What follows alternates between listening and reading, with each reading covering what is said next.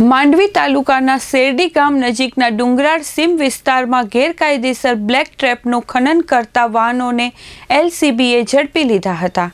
એલસીબીની team Gadhsisa police મથક વિસ્તારમાં પેટ્રોલિંગમાં હતી. એ દરમિયાન બાતમી મળી હતી કે ગઢસીસાથી શેરડી જતા રસ્તા પર આવેલ ખારોડ ડેમ વિસ્તારની સીમમાં બ્લેક ટ્રેપનું ગેરકાયદેસર ખનન ચાલુ છે.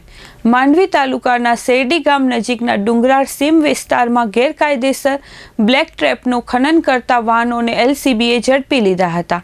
એલસીબીની ટીમ ગઢસીસા પોલીસ મથક વિસ્તારમાં પેટ્રોલિંગમાં હતી.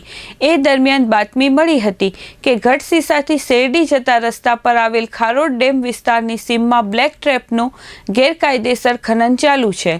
માંડવી તાલુકાના શેરડી ગામ નજીકના ડુંગરાળ સીમ વિસ્તારમાં ગેરકાયદેસર બ્લેક ટ્રેપનું ખનન કરતા વાહનોને એલસીબીએ ઝડપી લીધા હતા. એલસીબીની ટીમ ગઢસીસા પોલીસ મથક વિસ્તારમાં પેટ્રોલિંગમાં હતી. એ દરમિયાન બાતમી મળી હતી કે ગઢસીસાથી શેરડી જતા રસ્તા પર આવેલ ખારોડ ડેમ વિસ્તારની સીમમાં બ્લેક ટ્રેપનું ગેરકાયદેસર ખનન ચાલુ છે. બાતમીને આધારે સ્થાનિકે તપાસ કરતા 2 શખ્સો હાજર મળી આવ્યા હતા, જેમની પાસે ખનન કરવા આધાર પુરાવા ન હોવાનું જણાવ્યું હતું. જેથી પોલીસે સ્થળ પરથી ટ્રેક્ટર ડ્રિલિંગ મશીન, એક જનરેટર અને હિટાચી મશીન કબજે કરી ખાણ ખનીજ વિભાગને જાણ કરી છે.